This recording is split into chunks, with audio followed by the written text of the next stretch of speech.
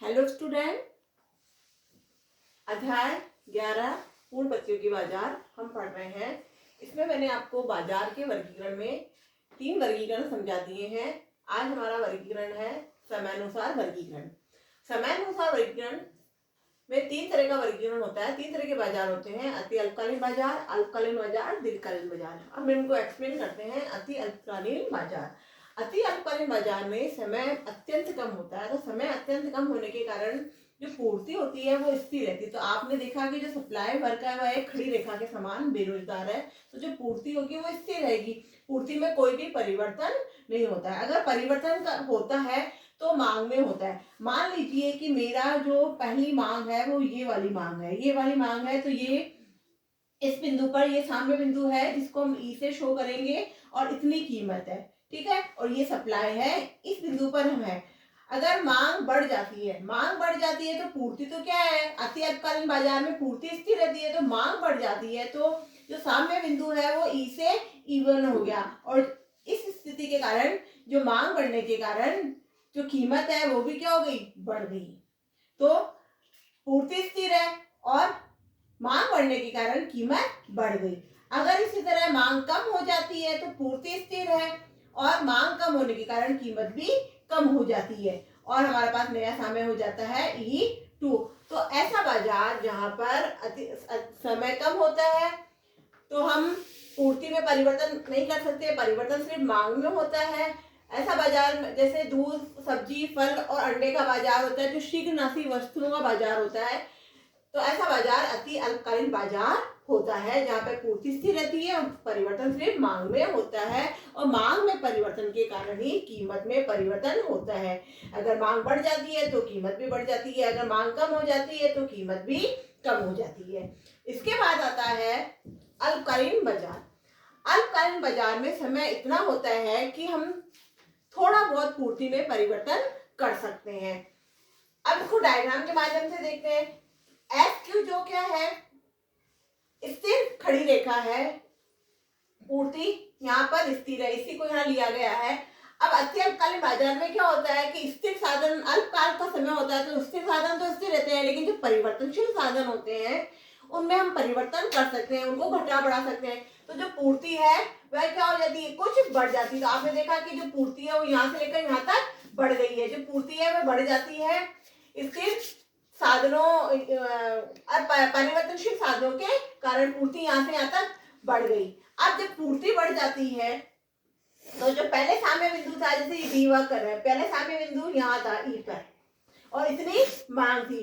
फलस्वरूप क्या हुआ कि मांग बढ़ गई, मांग बढ़ गई। मांग बढ़ने से क्या हुआ, पूर्ति भी बढ़ानी पड़ी। अल्पकालीन बाजार है, अल्पकालीन में क्या होता है, स्थिर साधन और परिवर्तनशील साधन होते हैं। तो परिवर्तनशील साधनों के कारण हम पूर्ति को बढ़ा सकते हैं। अब पूर्ति बढ़ी तो पूर्ति का नया साम्य क्या प्राप्त हुआ, पूर्ति यहाँ से यहाँ तक बढ़ी। तो ये इस वक्र पे जो नया मांग वक्र है यहाँ तक बढ़ी। अब नया मांग वक्र है तो सामने हमको E1 प्राप्त हो गया। और जैसे ही पूर्ति बढ़ाई तो ये देखो यहाँ से लेकर यहाँ तक की क्या हुई, पूर्ति मात्रा बढ़ गई। तो पूर्ति के बढ़ने से जो कीमत है वो भी क्या हो गई, P से P1 हो गई।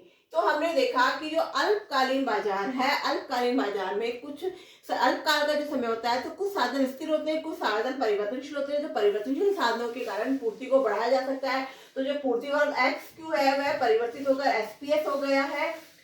इससे क्या हुआ, मांग बढ़ी, मांग बढ़ने से क्या हुआ, पूर्ति बढ़ी। पूर्ति बढ़ने से जो मांग और पूर्ति जहां पे इकट्ठे वही वहां नया साम्य बिंदु प्राप्त हो गया और ये जो साम्य जहां प्राप्त होता है वहीं पर क्या हो जाता है, कीमत का निर्धारण हो जाता है। तो हमें नई कीमत प्राप्त हो गई P1 और जो मांग है वह भी Q से बढ़कर Q1 हो गई। तो ये होता है अल्पकालीन बाजार। इसके बाद आता है दीर्घकालीन बाजार। दीर्घकालीन बाजार में समय बहुत ज्यादा होता है कि हम सभी साधनों में परिवर्तन कर सकते हैं। तो उसको भी डायग्राम के माध्यम से समझते हैं। ये देखिए, ये हमारे पास पुराना SQ है और ये हमारे पास है अल्पकालीन बाजार। अब क्या हुआ कि परिवर्तन आया, जैसे ही मांग बढ़ी, मांग बढ़ने से क्या हुआ, हमने दीर्घकालीन बाजार में सभी साधन परिवर्तनशील होते हैं तो सभी साधनों में परिवर्तन करना संभव होता है। तो जो पूर्ति वक्र है वो LPS हो गया। तो पूर्ति वक्र जैसे ही LPS हुआ तो जो साम्य है वह भी बढ़कर क्या हो गया, E2 आ गया। तो हमें नया साम्य क्या है, जो पहले P था वह P2 प्राप्त हुआ है। जो नया साम्य है वो E2 प्राप्त हुआ और कीमत भी बढ़कर क्या हो गई, P2 हो गई। और कीमत बढ़ी तो कीमत से बढ़ी और इधर मांग भी जो मात्रा है वह भी क्या हो गई, मांग मात्रा भी बढ़कर Q से Q2 हो गई। तो हमने ये देखा कि जो दीर्घकालीन बाजार होता है उसमें सभी साधन परिवर्तनशील होते हैं। सभी साधन परिवर्तनशील होने के कारण यहाँ पर मांग के अनुसार पूर्ति को बढ़ाना आसान होता है। तो मांग जब D से D1 हो गई तो पूर्ति भी बढ़ी, पूर्ति भी S2 से बढ़कर LPS हो गई। तो जैसे ही पूर्ति बढ़ी तो जो पहला साम्य बिंदु यहाँ था E पर था, अब क्या हुआ कि मांग बढ़ने से जब मांग और एलपीएस जिस बिंदु पे काट रहा है वो यहाँ ये वाला बिंदु है, तो इस बिंदु पर हमारा जो नया साम्य बिंदु है वो E2 हो गया और इसी बिंदु पर हमें प्राप्त हो गई नई कीमत जो P से बढ़कर P2 हो गई। और इसी बिंदु पर हमने देखा कि जो मांग है वह पहले Q थी और अब Q2 हो गई। तो मांग बढ़ी तो कीमत भी बढ़ गई और पूर्ति भी बढ़ गई। तो ये दीर्घकालीन बाजार है जहां पर सभी साधन परिवर्तनशील होते हैं। तो हमने आज समयानुसार वर्गीकरण को देख लिया, अति अल्पकालीन बाजार में भी, अल्पकालीन बाजार में भी और दीर्घकालीन बाजार में भी। ओके।